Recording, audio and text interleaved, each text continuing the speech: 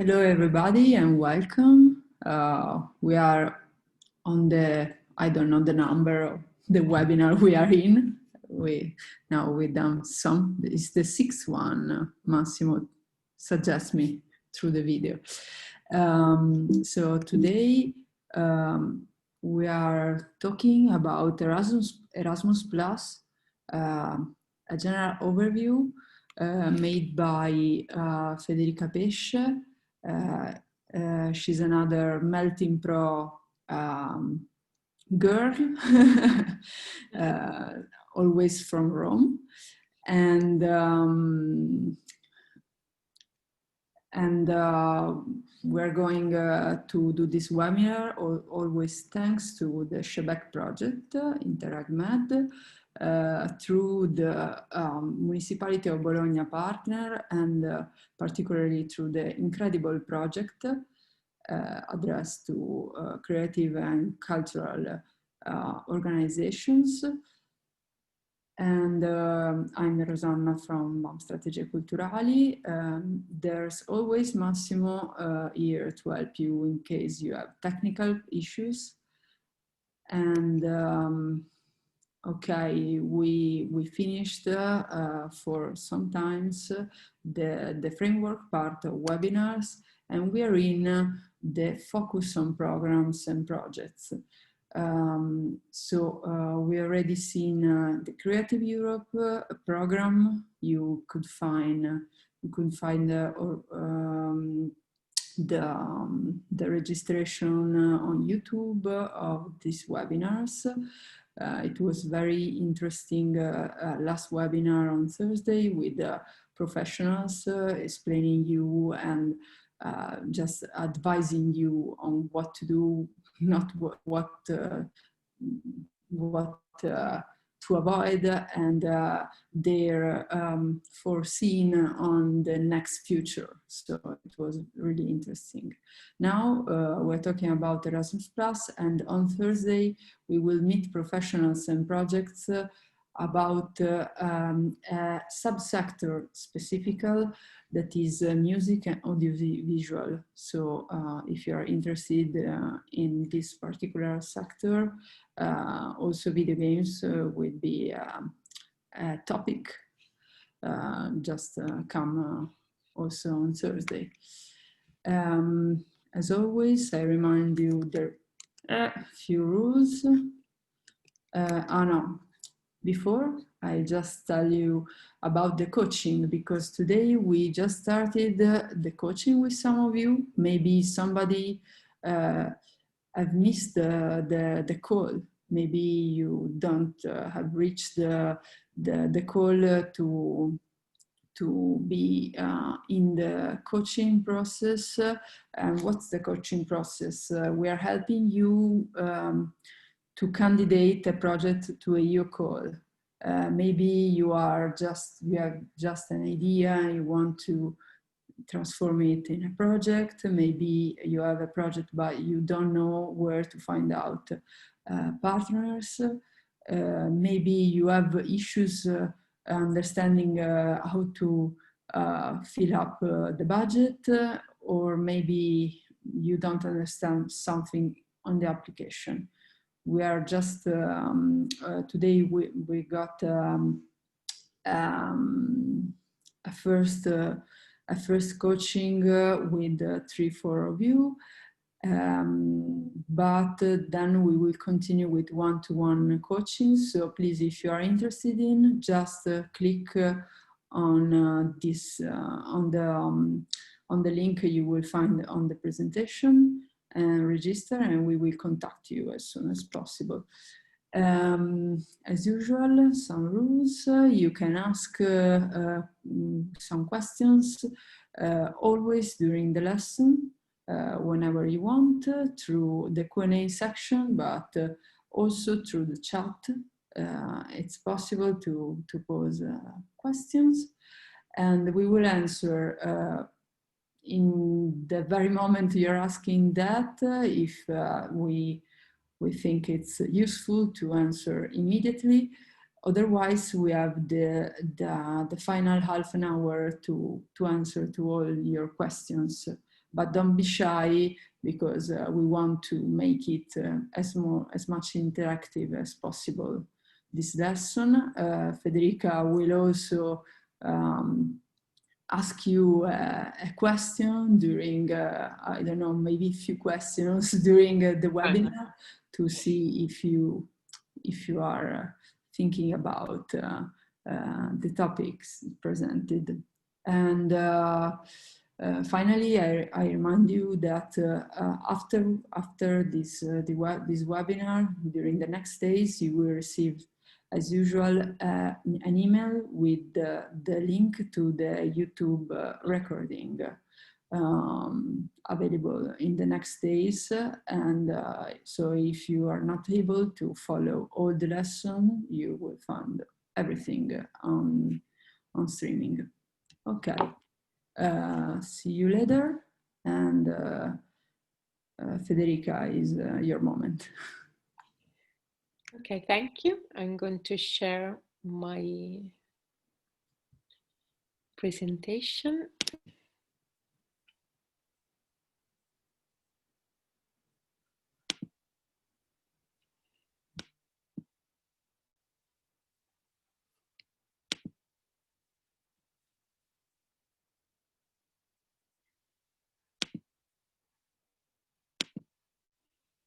Okay, so welcome everybody to this session today. We will talk about Erasmus+. As Rosanna told you before, I'm Federica Pesce, and I'm of the crew of MeltingPro. You already met Antonia and Patrizia, and you probably know so far what we are doing with our organization that we opened almost 10 years ago, moving from audience development to urban regeneration, storytelling, and empowerment and training for this cultural sector. I'm the responsible of the storytelling area, and we work with Erasmus Plus for a lot of our projects and activities, actually, because the Erasmus Plus can be a really great opportunity for people working in the cultural sector but willing to understand how to improve skills and to put to cooperate with other kind of organization, universities and cultural organization and enterprises, to put it together and to share knowledge. I remember that my first idea of Erasmus was when I was, I don't know, at the university, and applied for the Erasmus program, and I went and finally obtained my grant. I went to study in Paris, in France, for 1 year. At that moment, I didn't really know what was about the Erasmus program. I mean, in my mind, it was just that grant, just that possibility. Later in my life, when I started to work in the cultural sector, I really understand that there was a real world behind that. Not only the possibility to move and the possibility to have a mobility for individuals, but also for organization to cooperate together. So my first question, but that is not really a question, but it's just a warm-up session. Please, can you please write down in the chat who are you, for which organization are you working with, and your first meeting with the Erasmus program, if you have in mind. So while I'm talking, maybe we can read your shortest presentation. So what do you know about the Erasmus? If you have already some project with this program, or you don't know nothing about it, or you applied when you were at the university, for instance, for the mobility grant.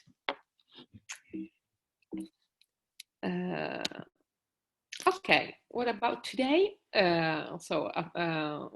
Apart from this short introduction, for the first hour, we are going to go deep the Erasmus program, the Erasmus Plus program, going through the legal framework and the general objective, and going to the articulation and management, so the 3 key action, and some I wrote here some spoiler about the new programming. Let's say that, as you know, we are now at the very end of the 7 year of the programming period, or of the programming cycle. So of course in 2021 there will be the new start of the new program of the Erasmus. Probably we don't even know the name right now, but we have some news about this new program about the next years. There is an open call in these days, and the deadline is the 29th of October. So we will have a little overview on this call. Maybe you have something in your in your drawer, and you want to put it out, and maybe you are able to put a proposal together, even though you know the time is really short, and generally when you work on proposal, it takes at least 1 or 2 months to write it on. We will have a little pause in the between of the 2 hours, and then after that we will I will show you 2 of the projects we run, and they're just closed. One is the MUSA, Museum Sector Alliance project, and the other one is Connect. And at the very end of the session, you will have some times to ask us things you want to deep, but of course, if during this session you want to ask something, please write down on the chat or raise up your hand. We will stop and we will try to have a kind of open discussion. I'm not seeing the chat moving, so please, I invite you to write who you are and your first meeting with the Erasmus Plus program while I'm talking. Thank you very much. So what is the Erasmus Plus program? The Erasmus Plus is a direct funding program that supports activity in the field of education, training, youth and sport. So it's a very huge program. So you can see it has many fields. You see education, training, but then it has youth and sport. That's because the previous program has different line, and they put it together, everything in this Erasmus Plus. Before going in the legal framework, I will show you a little overview of how this program is articulated. And so the program is made up of 3 so-called key actions and 2 additional ones. Of course, later we will see it in detail. And what is important to know is that it has a very particular management, because there are actions that are managed directly by the European Commission, by the EASA, that is the executive agency from the European Commission, and there are other actions that are managed directly from the national agency. Knowing this thing will be really helpful to understand which call and which activities and which action you want to pursue with your organization, because in order to be like a good European project manager, the first thing to do is to know where to find the information. And sometimes this information are really dislocated all over the parts. So some information are in the website of the European Commission. Some information you will find in the national agency website of the program Erasmus Plus. Some information in the program guide. So sometimes it's like you have a lot of information that you have to gather all together and to put it all together in order to understand better how to move, because it's a very huge program with a lot of possibilities and a lot of grants and lines and key action.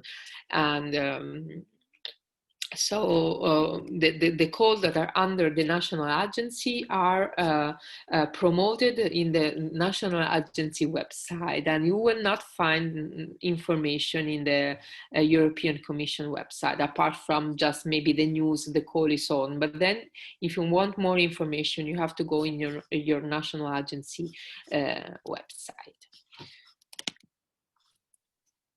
What does it support? The Erasmus Plus offer opportunities, of course, for individuals, for instance, to spend a mobility or a period abroad, volunteering, or even like a staff job shadowing, another kind of mobility. And of course, also to receive linguistic training. On the other side, the Erasmus Plus program really offers opportunity for organization to cooperate and collaborate together in a project partnership to exchange information, and it is toward different kind of fields like vocational and training, schools, adult learning, and other European sport events. The field related to the Erasmus Plus are very important because are related more to the target they are pointing at. So you see vocational training, schools, higher so academics, higher education, adult learning. And so they are different really target, and with the different target you will have different of course priority to follow. And if it is true that it supports individual and organization, the program, in order to apply for the program, you have to be an organization. So the program, there are calls open only to organization, and the organization in turn, they support a wide range of individuals, like for instance, students, trainees, pupils, adult learners, young people, volunteers, but even teachers, professors, as well as professional, and but even athletes, like in the field of sport, and coaches and mentors and so on. So we said individuals, organization, and sport. Those are the three main, let's say, category of the program. And Erasmus Plus so has the opportunity for people of all ages, really, from the little pupil to the senior and to the middle, so adult education. And it is important for mobility project. For instance, the classical Erasmus, the program that let people go abroad to study for 1 year or half a year, and to study in another institution. You see the importance of this kind of program, the possibility really to learn from other realities. The same thing, it happens also for the project related to the vocational educational training, so the VET learners, and even for the staff of the organization, of big organizations. So for instance, we even apply ourselves, like MeltingPro with other organizations, in order to have the possibility to have some job shadowing, so going like 2 weeks abroad and to show and to see how the other people are working, in order to have this lifelong learning process, in order to learn from abroad, not in a course, but really like learning by doing, and then going back to our organization and keeping back our new competencies. The program is really useful and important also, of course, for organization, not mainly organizations related to the training sector, but also to the cultural sector, of course.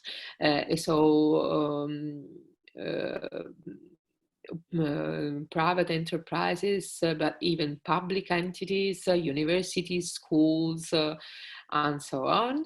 And they can apply to different kind of programs, for instance, the joint master degrees program, but the most, popular program for the organization are the strategic partnership, that are partnership that put together different organizations in order to let them share knowledge and best practice and create innovation in training, as well as knowledge alliance and sector skills alliance.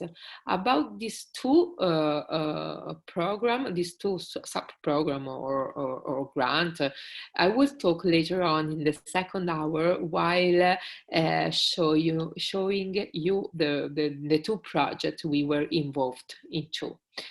This third line is related to sport. It was the first time in 2014 when this program started that the sport was included as a real line inside the program, inside a funding program. So what it is funded here? It is funded action related to, of course, participation in sport, physical activities, but even events in order to create meetings related to sport. So small partnership, no-profit sport events and partnership.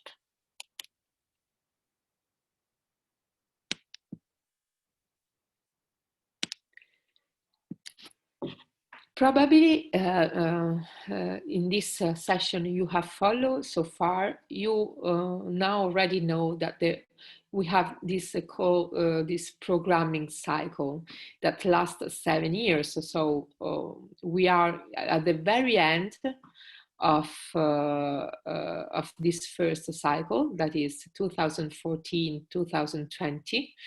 And it lasts 7 years. The next one we will last again 7 years, and it's from 2021 and up till the end of 2027. The objective that are settled during these years, they are already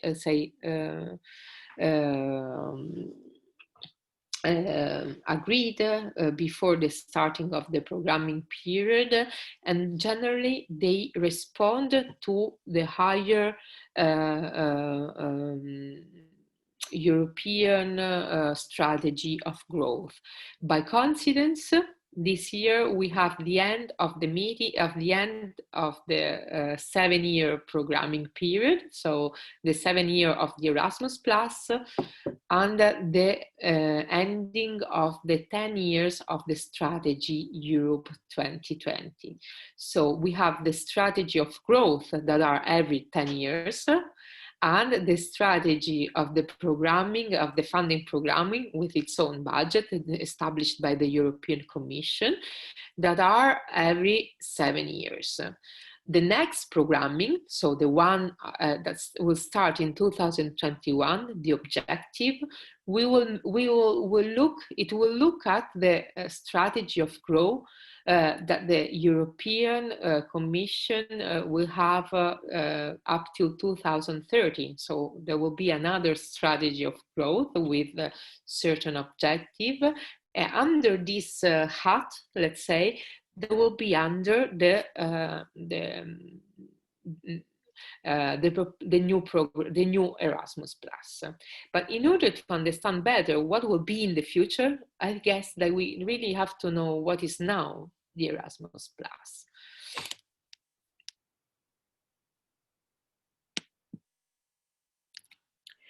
So if I want to talk about the Erasmus Plus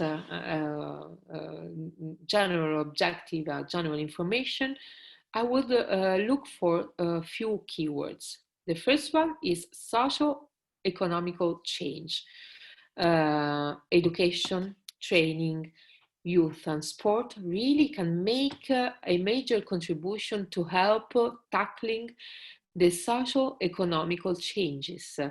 The key challenges that the Europe faced or will be facing up till the end of Europe 2020, but will be the same at the end of Europe 2030.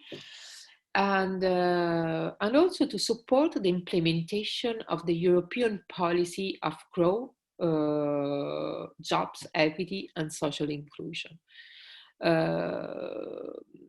So the first keyword, it can be social economical changes. The second one can be unemployment. So one of the most urgent tasks of the European governments is to fight the high level of unemployment. I guess from the name that I saw before, that people are coming mostly from Latin area, that can be maybe Italy or Spain and so on. And of course, in this country, more than other, this fight against the unemployment should be really, really strong.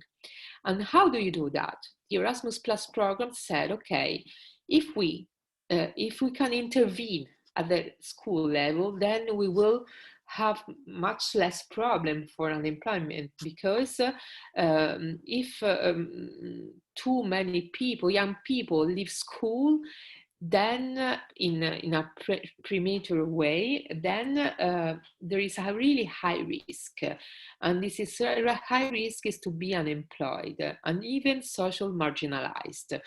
The same risk, of course, will be threatened by many adults with low skills. So the idea of this program is really to empower people and to let them not leave school, and to empower and to upskill adult people.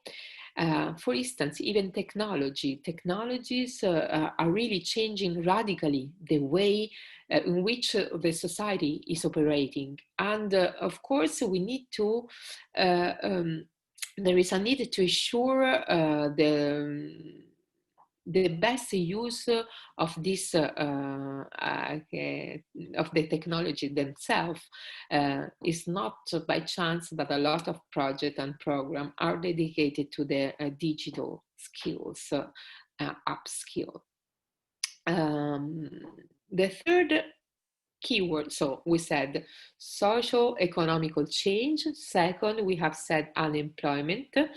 And the third point is inclusion. Europe needs a more cohesive and inclusive society, mostly for the democratic, to have a really role in the democratic life, in order to let people have a role, in the democratic life. And of course, education, training, youth work and sport, that are the four pillars, let's say, of the Erasmus Plus, promote common European values, and they foster social integration. Of course, they enhance also intercultural understanding and a sense of belongingness. The other keyword is social capital. All these words that I'm saying are embedded through in this legal framework and the general objective that you have in front right now with this slide. So the other point is the social capital. What it's about? It's really about to empower young people and their ability to participate in a very active way in the society. And of course, in line with the Lisbon Treaty that says to encourage the participation of young people in a democratic life in Europe, the program really fosters active participation, and even through non-formal and informal activities. The last part will be the cooperation and mobility.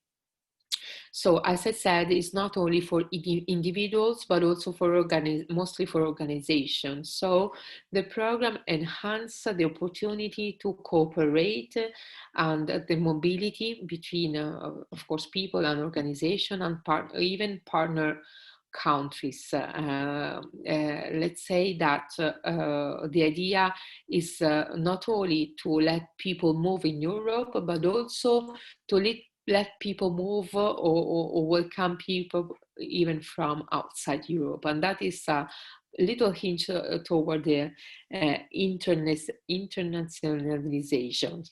And so if we see here the general objective of the program, we see the legal framework in which is embedded, and with all these keywords that I have just said, that are economical change, fight to the unemployment, promotion of inclusion, social capital, and cooperation and mobility. So the first objective of the general objective of the Erasmus Plus are the objective of the Europe 2020 strategy, including, of course, the headline education target. The second one are the objective of the strategic framework for European cooperation in education and training, the so-called ET 2020, including the, of course, corresponding benchmark. The other general objective is the sustainable development of partner countries in the field of higher education. The partner countries are not the program countries. Here we have a big distinction between the program countries that are actually the countries related to the program and are mostly located in Europe, let's say, and the partner countries are the so-called third countries, the one abroad Europe.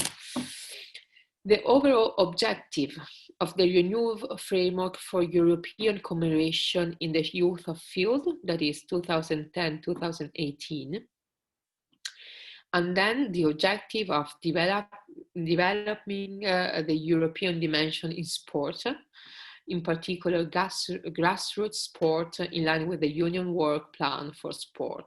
And last but not least, that is, I think, even the most important one, is the promotion of the European values in accordance to the second article of the Treaty of the European Union, that is an article related to gender equality, democracy, and respect. Let's see in detail what are they for. So the Europe 2020 strategy is a strategy that lasted like 10 years. So it started in 2010, and it has three main pillars: smart growth, sustainable growth, and inclusive growth. And in order to support this, growth, the Union has several ambitious objectives that has to be reached by the end of this year. If those are not reached by the end of this year, then of course we have to see it back again, and we have to embed it back in the new strategy, the one that will last up to 2030. Particularly in the field of education, the objective was to reduce early school leaving, and you can see here one of the main keywords that I said before. So the fight of high level of unemployment because of the early school leaving, and that should be put it down the level of 10%. And also, on the other side, to enable at least the 30% of people that are aged between 30 and 34 to complete the third cycle of education.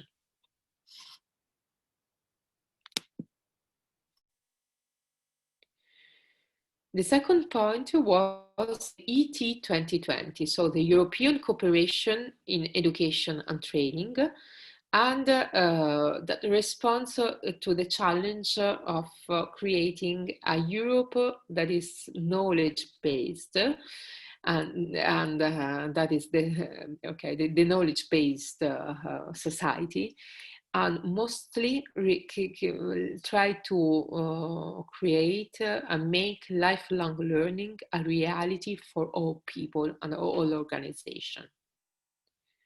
So those are the main goals of the European Cooperation and Education and Training AT 2020.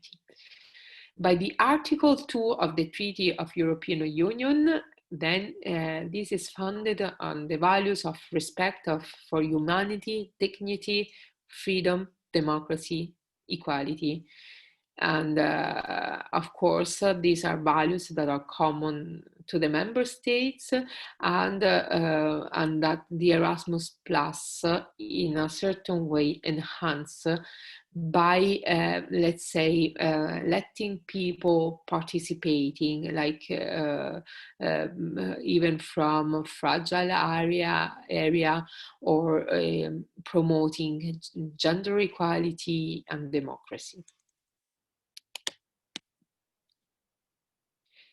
Then we had this other legal framework, that is the European Cooperation in the Youth field, that was just ended in 2018. The Council emphasized the importance to let people much more active in the society, and so stress the importance of having a dialogue and to let people meet, young people meet decision maker in order to put them together and organize a better dialogue between the two parties, let's say. Finally, I didn't mention before, but I guess it is important to mention in a framework that in a program that speaks about learning.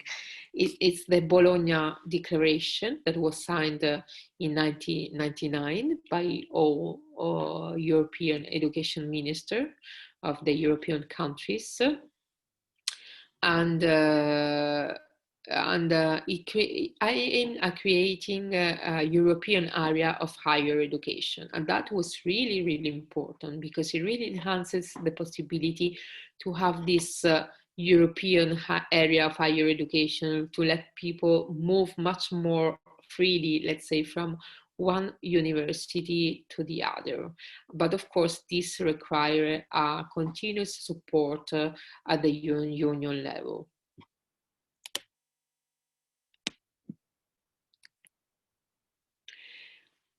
So, as we said before, the program covers the following fields that are education and training, and that will be at all levels.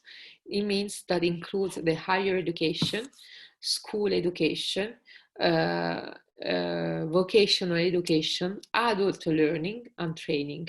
And of course, depending on which kind of field of level, then you have different category and different beneficiary of your proposal. And you even have a different e-form to download from the website, depending on which kind of target group you are working with. The other field, of course, is youth, particularly in the context of non-formal and informal learning. And then, of course, sport. Here back again is the additional key action here in this program. So, just to have an idea of the budget around this program, it's a program that is around 15 billion euros for the 7 years. And happily, for the next programming, this funding will be doubled, so will be around 30 billion of euros dedicated to the training and learning, education, youth, and sport.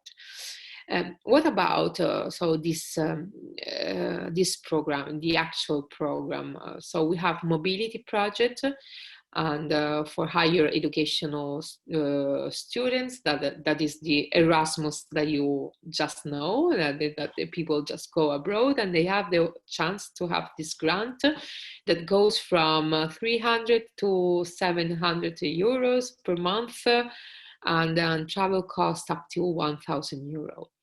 Then there are mobility projects for staff, training learners, or vocational education that has more or less from 20 to 100 euros per day, because maybe the mobility can be even shorter.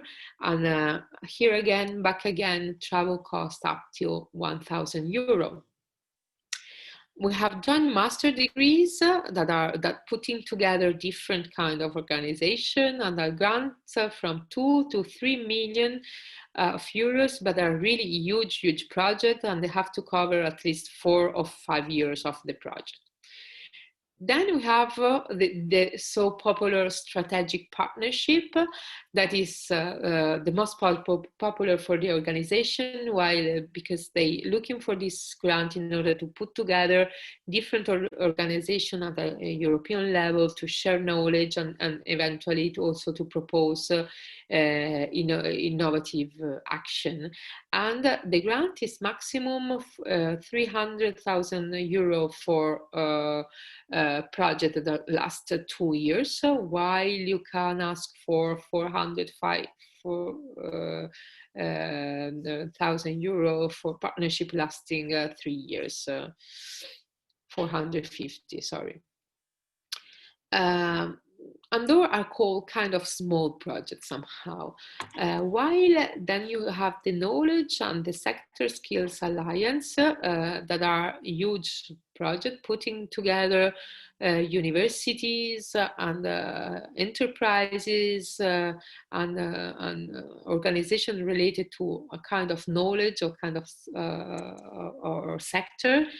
And the grant is about 700,000 euros for a project that lasts 2 years, and around 1 million euros for projects that are lasting 3 years.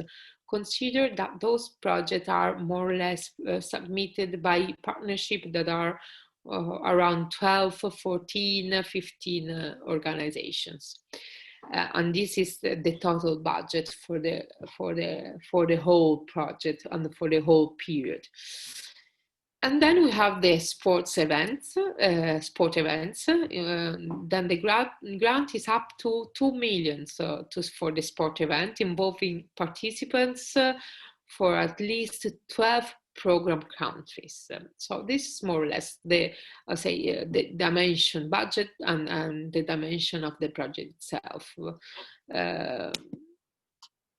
So now, before going on, I would like to move on sort of the meaning of 3 keywords. So you always listen in this program. So the first is lifelong learning program. It means the education that you have through all your life, lifelong learning.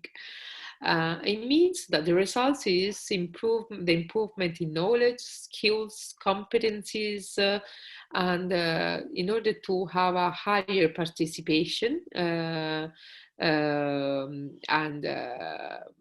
and also to have a different perspective of living in the society, even civic, cultural, social. So before going ahead, I would like you now to talk with me or to write in the chat if it's possible, and to write down in your mind. Don't worry if you don't know it, just just to keep high your attention. If you know which is the distinction between informal learning and non-formal learning, and informal learning. So you have non-formal learning and informal learning.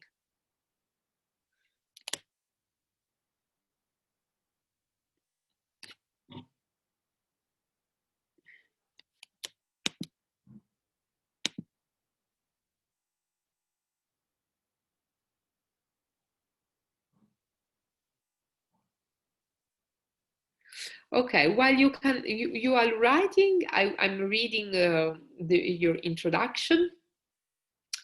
So Laura, project designer, I started working on the old program Leonardo, and I worked in the different Erasmus Plus program strands. Okay, so Laura, you are really into this program.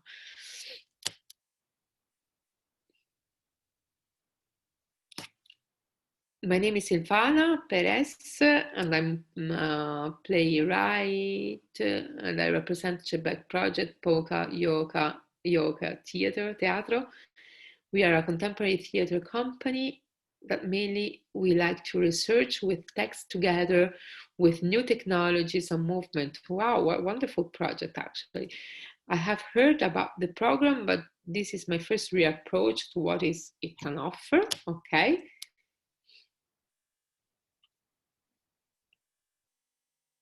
And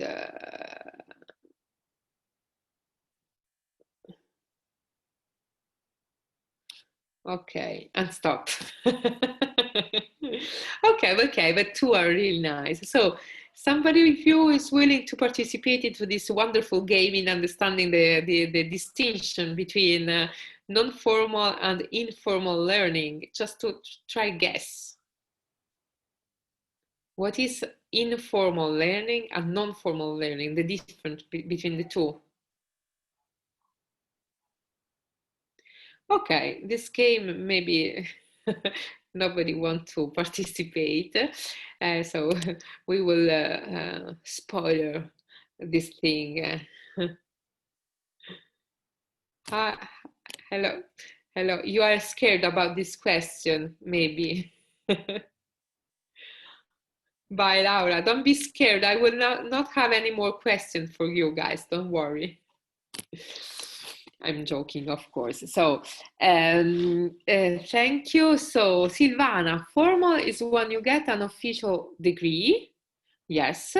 Okay. Then we have a formal, non-formal, and informal.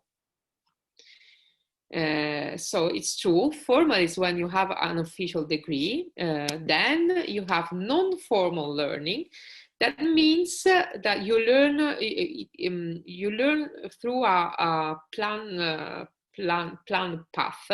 So you have something that was already think in terms of learning objective and learning time and so on. And of course, there is a kind of learning support, like student-teacher relationship.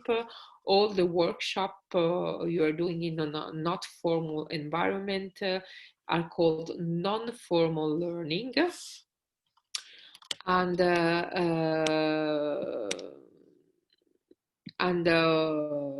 but of course, it's everything that is not part of the formal education.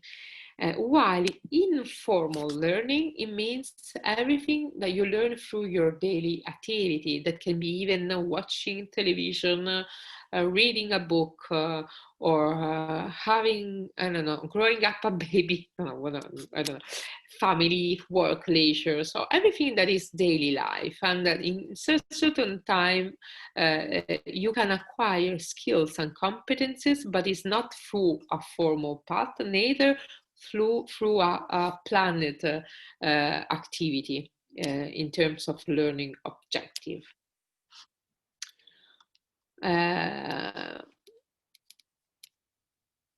Okay, we can go back to our program. So here I want to underline the key feature of the Erasmus Plus program. The first one is the recognition and validation of skills. because of course this program really enhances the use of tools to let skills validated and recognized, like the Europass, Youth Pass, the ECAVET, and it's really a magical word, but it's really important because that would be much easier for people to move and to let them recognize the thing they are doing in another place or even in another field, for instance. The second point is dissemination and exploitation of the project results, and that is really stressed by the Erasmus Plus, because they want to really speed the impact of the activities you are doing within the project itself. And of course, the results that you achieve within a project can be really important for another project itself. So it's really important to share results and a methodology acquired. The other point are open access of educational material and open access for research and data. So it means that this program really supports the creation of educational resources that are open and are created, of course, in the frame of the program. That can be like videos, documents, softwares, materials. So they should be freely available to the people, and even easily accessible and retrievable without any kind of limitation. The other point is, of course, the open access for research and data. So Erasmus Plus encourages beneficiaries to publish research and output through open access pathways. So it can be articles, but even data you recover through your research and data collected. Another very important point is the international dimension. So, as I said before, this program includes a strong international dimension, mostly for the cooperation with the so-called partner countries, that are the countries that are outside Europe. And and there are a lot of lines and strength of grants within this program that are related to fostering the cooperation with third countries and like the capacity building project in higher education, or even the Jean Monnet or other projects. Then we have the multilingualism that is really quite important to follow, because whenever you want to submit a project for the Erasmus Plus, you really cannot forget to understand that the results and all the materials should be in at least all languages of all the partners involved in the partnership. Otherwise, the project is not funded. I mean, we lately have submitted a proposal that was not accepted because of that, because we really didn't stress the importance of having different material in all languages, and so they on the results they said no. Of course, you are not following one of the main important features of the project. Of course, the program for this also multilingualism even support linguistic preparation within the project. So for the participants that needs to participate to the mobility, you have a small grant in order to prepare yourself to have a better preparation for the language you need for when you are going to have the mobility. Then the last points are equity and inclusion, that of course Erasmus Plus promotes equity and inclusion by facilitating the access to participants with disadvantaged backgrounds or even fewer opportunities compared to their peers. So that can be, of course, like disability, but even educational difficulties, economical obstacles, cultural differences, social obstacles, as well as geographical obstacles. And they really facilitate the access to those kind of realities. The last part is the attention to the protection and to the safety of participants because of the safety of the space, of the mobility and so on. Of course, they really foster even the private insurance or even to open this free European health insurance card so that you can be covered somehow with this small movement. And okay, going further with the program, and then we can take a break soon after. So this program is made up of 3 so-called key action and 2 additional action. We have said that are Jean Monnet and sport. Those are the additional action. The 3 main action are learning mobility, cooperation, and policy support.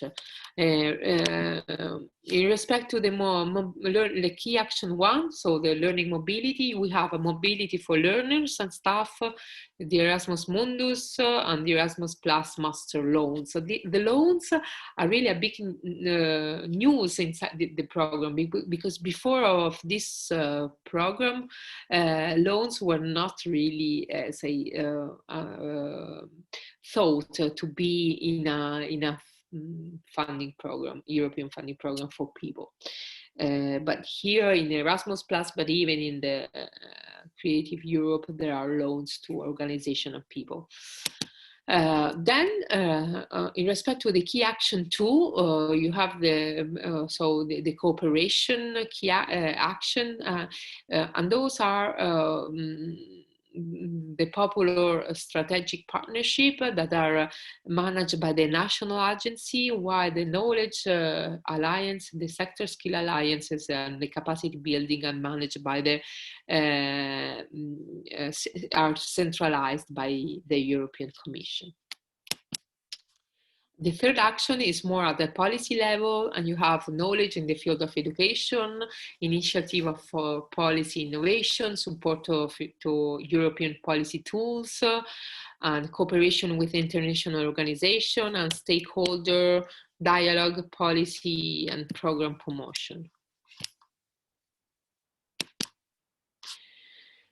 Of the extra action, you have Jean Monnet, that is related to academic modules, chairs, center of excellence, policy debate with academic world and support to association, and then finally the sport. Sport, even here in these 7 years, was the first program to include sport really as a main caterpillar in the program itself. And we have collaborative partnership, not-for-profit European sport events, or even dialogue, strengthening of the evidence base for policy making, and dialogue with relevant European stakeholders. As you can see here, this is the list of the difference between program countries and partner countries. And of course, partner countries are all other countries throughout the world that are not European one. I would like to show you this video, and then after this we can take, because I see that it's already 6, 5 minutes or 10 minutes as you wish of pause.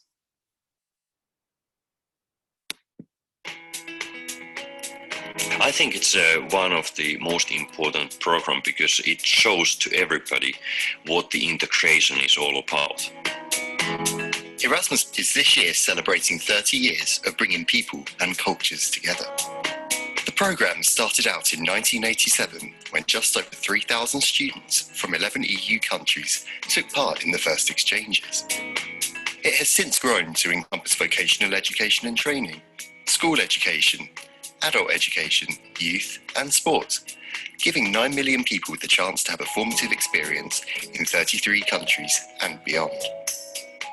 Erasmus Plus has also been instrumental in paving the way for reform in education, training and youth systems. Soprattutto ricordo che è stato per me la prima vera esperienza di autonomia. Erasmus Plus has been proven to have a hugely positive impact on participants.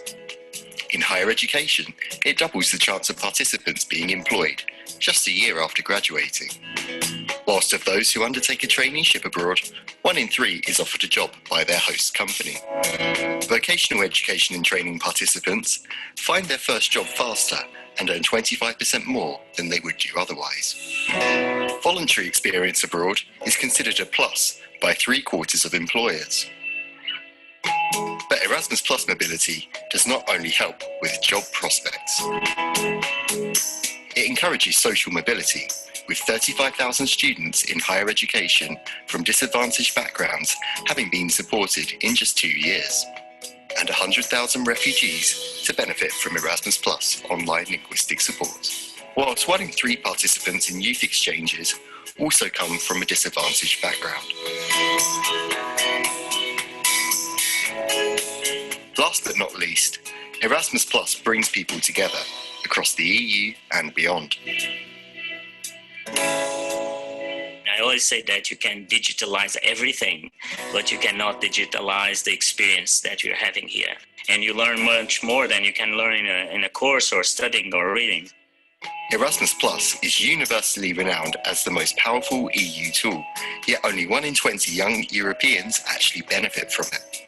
High-level politicians across Europe are calling for a 10-fold increase in Erasmus Plus funding.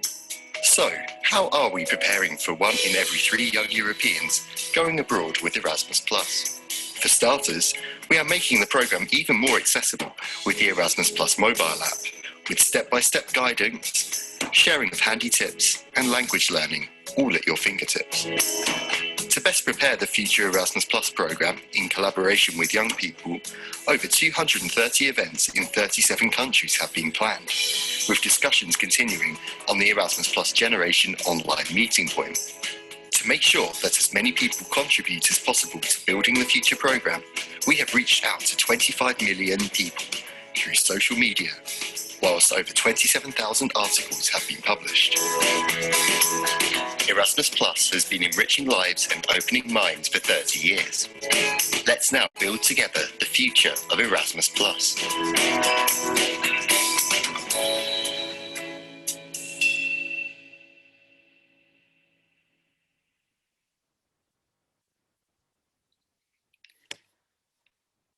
Okay, I guess we can have a 5 minutes break. I don't know, how long is generally a break in 5 minutes? Okay, so see you in 5 minutes. It's 6 and 7, so we'll be 6, 12, 13, we will start.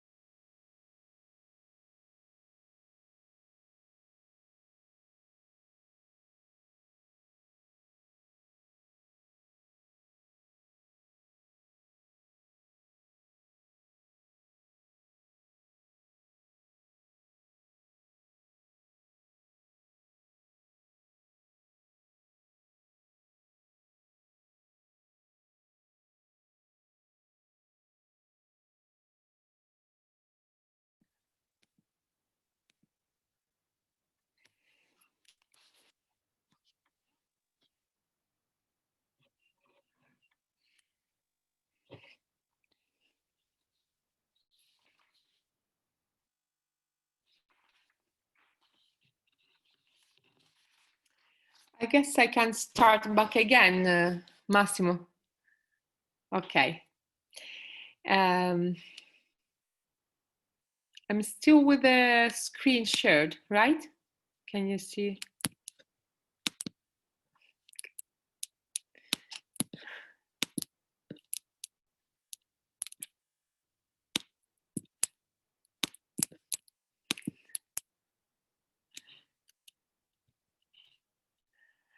Okay, so just a quick overview about the new programming period that will be Erasmus 2021 and 2027. So on May 2011, the Commission adopted this proposal for the new Erasmus program. And as I told you before, that the budget allocated to the new program will be much higher, will be the double of the one allocated right now. So it will be around 30 billion euros for the next period. And so that means that it will have a really huge impact, trying to involve more than 12 million people. That will be 3 times more than now. And what is important is that they really want to underline that this new program will be not a revolution, rather an evolution about in respect to the actual program. It means that the Erasmus will continue to cover the field of higher education, schools, training, and vocational education, and probably so sport and youth. But in a more, say, continuous way in comparison to this actual project. So this is more or less how they want to allocate the budgets. It's just to understand that the big part will be to higher education and vocation, educational training, and school education. But of course, there are the other strand included. So youth, adult education, sport, and Jamonet. The key words of the new programming are embedded in these 3 words: green, digital, and inclusion. So all projects will be related to, or the objective will have somehow this red line. Green, it means sustainable. Digital, it means like digital competence of the use of digital within the management or activities. And inclusion. Of course, inclusion was just a keyword also of this program, of the program that will last up till 2020, and is a really, important axis.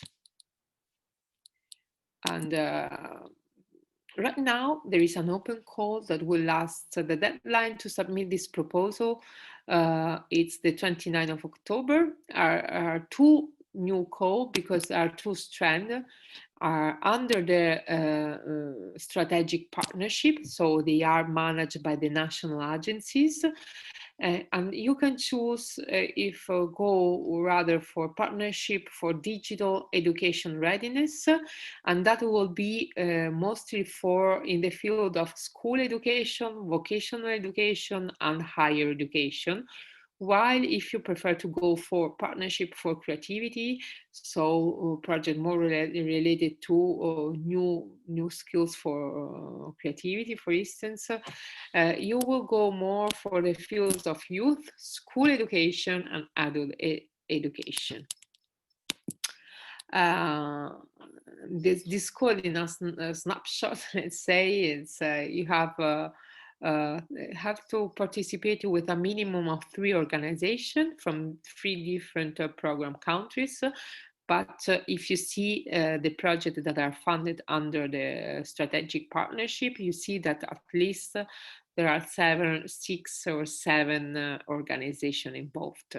The duration of this call, of the proposal should be maximum of 24 months, and the budget is a maximum of 300,000 euros. And of course, so you have to apply to the national agency. That means that if the lead partner of your partnership it's, for instance, Spanish, then the national agency should be in Spain. If the lead partner is in Italy, then the national agency that will see, review, and evaluate the proposal will be the Italian one. Of course, there are countries that are much more competitive than others, because there are organizations that are writing a lot, such, for instance, the Italian case, because in Italy there are a lot of organizations that are keen to this program, and they want to submit the proposal in their country. Which are the award criteria? They are really important to follow while writing the proposal, and there are 4. The first one is the relevance of the project, so the importance of the issue and how the project addresses the objective and the general goals of the program. Then you have the quality of the project design and implementation. So if the project has the right allocation, for instance, of the budget, and the right distribution of activities, and how it's implemented, and if the time allocated is right to join and achieve the goal you want to, and the results you want to obtain in your proposal. Then you have the quality of the project team and cooperation amongst partners. So which kind of partners you are involving, if they are only old or newcomer in the Erasmus Plus, and how they cooperate together, which is the management approach and communication approach between them. And then you have impact and dissemination activities, and that is a really important part. Indeed, you have 30 points out of 100, so I mean, it's a really important part. So let's go on the 2 case study I want to show you in this second part of this session. The first is called Museum Sector Alliance. It's a project that lasted 36 months on the paper. At the end, we worked for 40 months. And the budget was around 1 million euros, and the partners involved were 12, coming from 4 European countries that were Belgium, Italy, Greece, and Portugal. And this is a sector skills alliance. That was a project submitted under the second key actions, sector skills alliance, and that promoted transnational projects, putting together organizations that want to draw on existing and emerging skills in specific sector. Of course, our project was related to the museum sector, and that was a really specific project on the skills related to the museum sector. And the idea is to translate those needs into a vocational curricula. Indeed, we create a MOOC, that is a massive open course online for the people working in the museum sector, of course, to respond this need. Generally, if you want to submit a proposal under the Sector Skill Alliance, you have 2 possibilities. The one is to submit your proposal under the Lot 1, that is the Sector Skill Alliance for design and delivery of a VET, that was our case, and the Lot 2, that is Sector Skills Alliance for implementing a new strategic approach, like, for instance, a blueprint to sectoral cooperation on skills. MUSA so which is the difference between these two lots? The lot one, the one for the creation of a vet curricula, general has to include at least 4 program countries and include at least all 8 full partners, and out of which 3 are companies, industry or sector representative. And 3 are educational and training providers. What we provided is to, for instance, was to represent in each country a kind of local, national alliance between those kind of partners. So trying to find one company, one industry or sector representative, and one education and training provider in each country we have involved, apart from Belgium that was involved because it was a very well-known network organization. Lot 2 is has different criteria to participate. So the criteria is at least 8 program countries, including at least 12 full partners. So it's much bigger and higher, and with a higher impact at the European level. And it should include at least 5 companies, industry or sector representative, like chambers, trade union or trade association. And at least 5 are educational and training provider. Concerning our project, so this was a picture done at the very beginning, so a couple of years ago.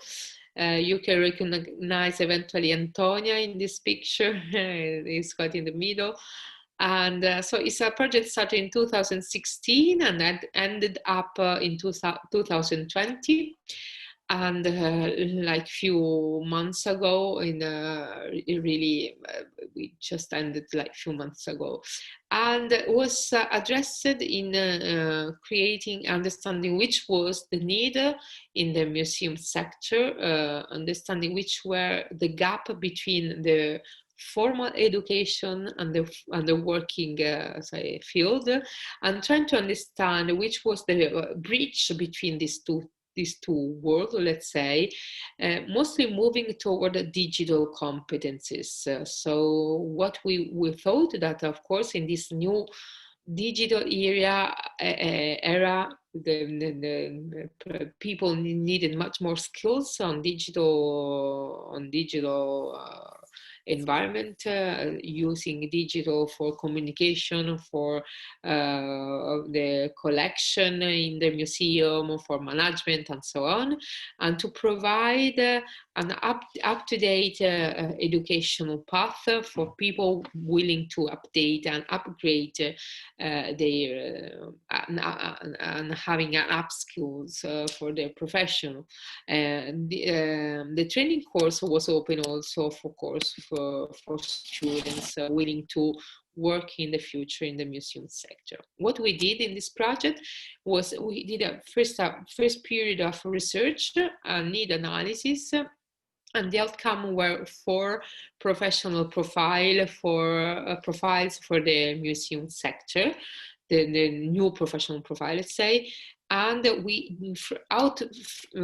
thanks from this research, let's say, we develop some educational material, and in order to create one MOOC called Essential Skills for the Museum Sector, essential digital skills for the museum sector, and then also one specialization course. So the people that follow the MOOC, at the very end, we selected like 40 people for each country in order to follow the specialization course. Those people were having their project working into museums. So we involved more than 100 museums in Italy, Greece, and Portugal. And of course, at the very end of the project, we recreated 3 community of practice, one in Greece, one in Italy, and one in Portugal, because the idea is that this project will not stop with the ending of this funding, but it can really move toward the future to understand better which are the museum of the future, and which are the features and the skills and abilities and capabilities of the people involved. So this is more or less a graphic that explains you how we did this research, involving a free focus group, more than 80 experts, and we did also a lot of desk research, analyzing more than 130 training program at the European level, and we did even a lot of survey, including more than 200 people, a professional replying to our survey. Those are some picture and photo of a certain moment we had it, like in Italy or in Spain or in Portugal or in Greece, where like focus group or gathering moments.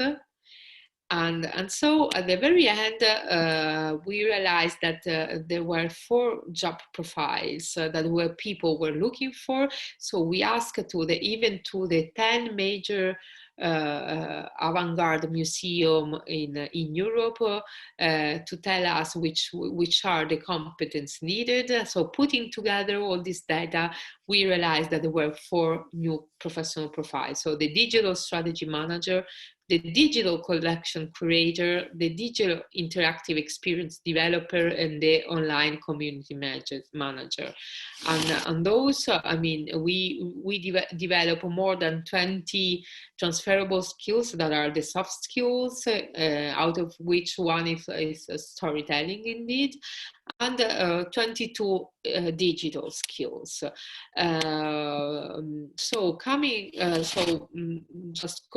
Not going deep into this professional profile, but just to let you know that at the very end, we realized that so people need to work inside museums in order to work with the museum with this kind of competences. Right now, we call people from outside, like having like the online community manager and so on. But in the very future, we hope that the museum can integrate this figure inside their organics. In order to have, say, a higher impact with their own activities. We create and realize even many publications, so they are online on the website of our project. If you're interested in this issue and subject, you can see those are just some of them. This is a Museum of the Future with the interviews to those 10 avant-garde museum and having their own opinion about the skills and competence needed in the future. And then this museum professional in the digital area that is more or less the sum up of our research, so what we did in the first part of the project. And this is the digital, say, decalogue we wrote down after the research in order to underline which are the important things to remember about this digital transformation for museum. So just to keep it some of them, not all of them, like build digital confidence for the whole staff of a museum, so that people can even talk faster and understand what the other need, even though you're not working with the digital, but you really need to know how digital works, because otherwise you cannot help each other somehow. Or even develop soft skills as well as specific digital skills, or improve internal and external collaboration. So just to sum up this project in like having a few words, in numbers, 12 partners, 4 countries, 4 professional profiles, 5 publications, 50 articles, more than 5,000 expression of interest to our MOOC, 8 weeks for 80 hours of learning hours, 51 country involved in the means that people that expressed their interest to our MOOC were coming from 51 countries around the world. More than 450 people subscribed to the specialization course. 150 learning hours and 250 hours dedicated to the project work. This was in the specialization course.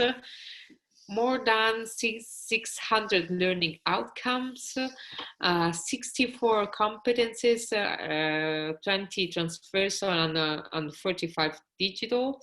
And this project was mentioned as a good practice for using Digicomp. And we created 4 community of practice, 3, 1 in Italy, 1 in Spain, 1 in Portugal and 1 in Greece.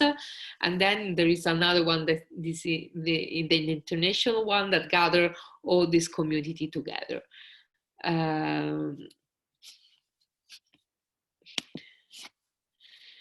The other case study is called Connect, and was a knowledge alliances. In fact, Connect is knowledge alliance for audience development, and it's a project also that lasted more or less 3 years, and in which MeltingPro, of course, was involved, and it promoted innovative cooperation between universities and enterprises. So that maybe is the best part. Maybe also for that girl following, maybe creating that nice project that sometimes we just try to put together business and university in order to create a really stronger liaison between the two. And so we created what we call the twin track program. That was a learning program for people working in the business and working in the university that wanted to approach to audience development.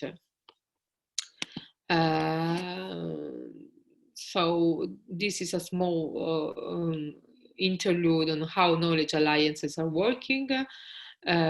So they're working for developing new approaches to teaching and learning, and indeed Connect really went to a new approach to teaching and learning, even proposing this mentorship for people working in the business, and facilitating the exchange, flow and co-creation of knowledge, and stimulating entrepreneurship and entrepreneurial skills of higher education teaching staff and company staff. So here was a 3-year project. The budget was around 1 million of euro, and so this was the very big and large community related to the project.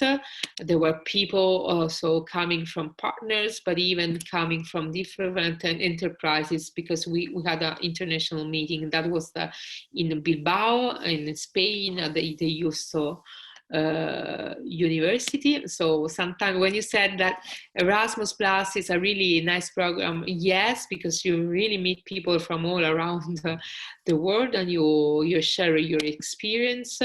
So those are the organization involved, and so we have a university, private organization, and even some European networking, even one public body. So we really putting together different kind of organization. And so here, if we want to see some numbers, in this case, we have the partnership coming from 6 European partners, involving 10 partners. And then we involved more than 100, was 165 beneficiaries.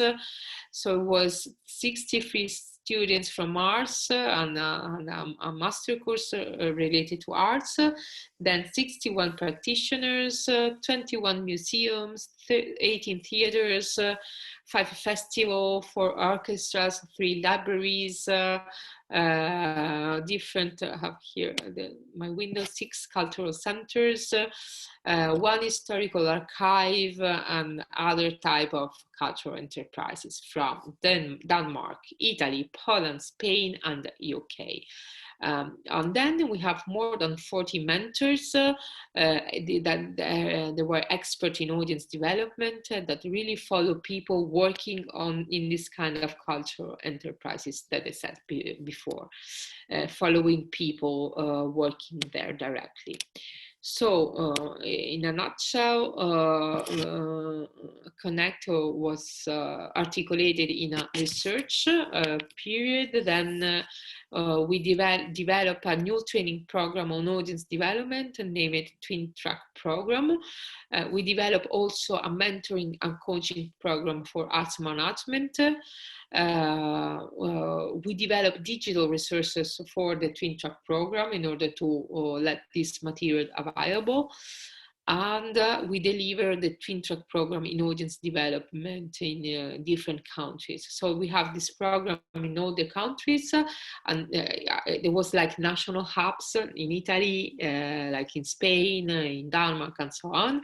And then through this mentorship, people working in the cultural organization were able to follow their own audience development project within their own organization. Because here again, what we really underline and stress is that all these figures, like the audience developer or the online community manager, are people that generally has to be need to be inside the organization itself and not outside, because they know better the mission of the organization. They know how to move, and they are the only person that really know how to propose a kind of strategy in order to enhance the audience and the impact of the organization itself. Okay, here's some more picture of the moment we live together. So some creative moment, learning process, pictures, and so on, in all over the countries. And the guests that I really run in order to have this last 20 minutes in order to speed up our,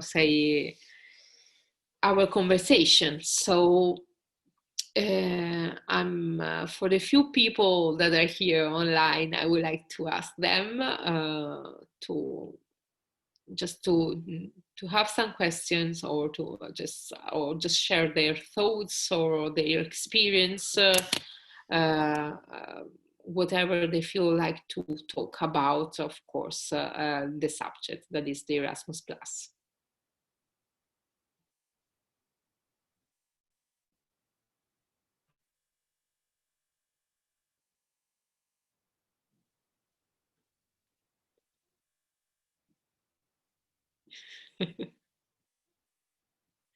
I don't know, maybe about, you want to know something more about certain projects, or about the policy of the Erasmus+, or maybe share your own idea on how to maybe use the Erasmus+ with your own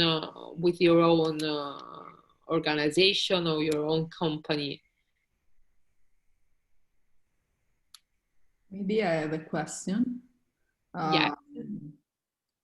In order to face an aspect maybe we don't have mentioned a lot today, about the financial side of Erasmus projects. Yes, so the Erasmus project has a disposal of 15 billion euros for the 7 years program. And of course, each kind of activity of action has a different budget allocation. So, for instance, this kind of project, Sector Alliance and Knowledge, Sector Skills Alliance and Knowledge Alliances are the project that have a really rich budget disposal, because there are projects that are more or less funded for 1 million euros for 3 years of a project, more or less. Of course, these are, you have to think that the partnership is composed by at least 10, 12, 14 organizations. So it will be no more than 100 or 80 or 150 euros for the 3 years for one organization. So this is more or less the idea. For smaller projects like the strategic partnership, like the one that is open right now, and the deadline is the 29th of October, then we have at this disposal more or less 300,000 euros for 2 years of the project. And here, more or less, normally a partnership is around 7 organizations. So it will be around between 30 and 60 thousand euros for the 3 years of a project. Sorry, 2 years of a project. Okay, thank you. I will add. I just want to add that the Erasmus Plus projects are funded 100%, but they don't really take into account all the aspects of expenses during the project. As an example, the communication side of the project is just left a bit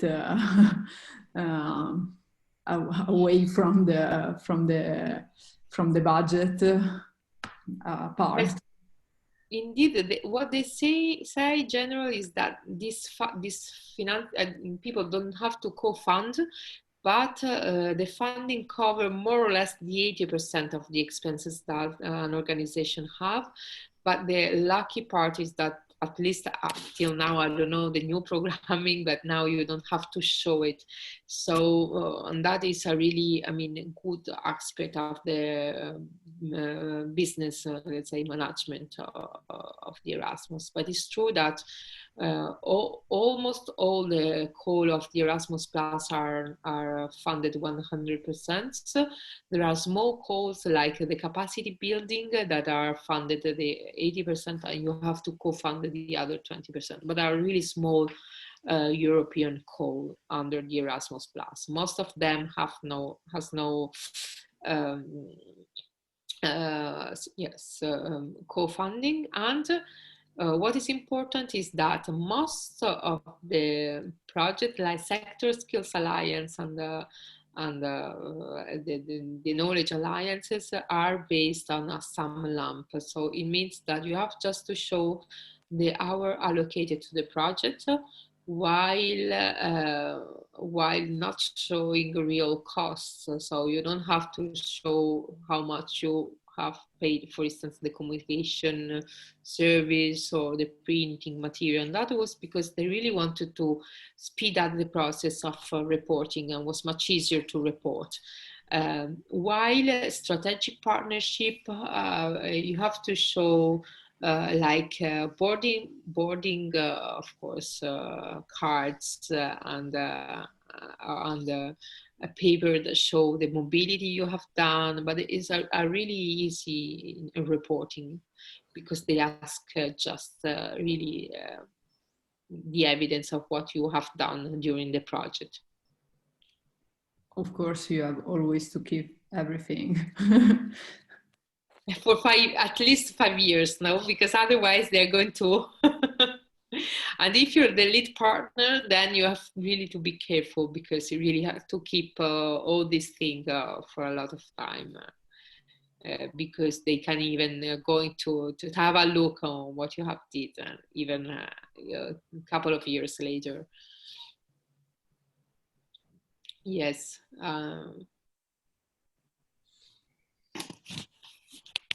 It happens that you have maybe last year they asked us to show again some documents for a project we have done like 5 years ago. So really you need to keep everything in a good way, because otherwise it's quite difficult to to recover your data.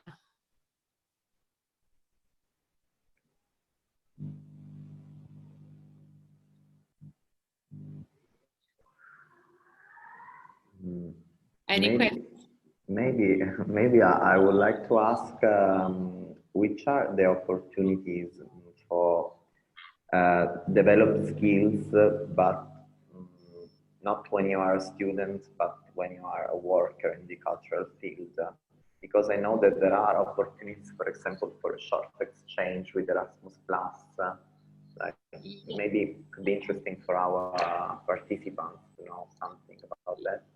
Yes, under the key action 1, that is I have this is in mind, there are organizations that can apply for the mobility of their own staff, so that the staff can move and have experience like job shadowing, that is going like for 10-15 days in another organization in another European country, in order to follow what they are doing in another place, and to understand a new innovative methodology. Or, for instance, you just can go and follow some seminars or some conferences abroad, and that is is the key action 1 for staff mobility. And of course, it should be the organization that promote the proposal. And if the organization win this possibility, then the staff can move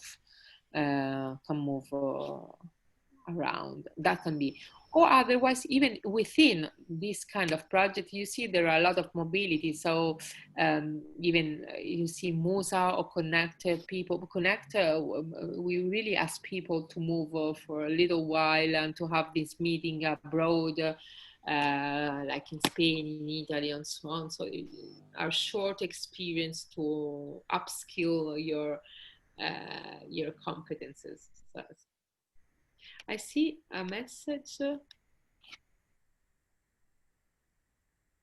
Oh, no, sorry. Okay, maybe I think that we can finish our lesson for today. Yes. Yeah, so thanks to all the participants. I don't know if Rosanna wants to add something about the next meeting. See you on Thursday with the audiovisual and music experiences and guests from your sectors. Just feel free to participate so you can ask them questions really connected to these sectors.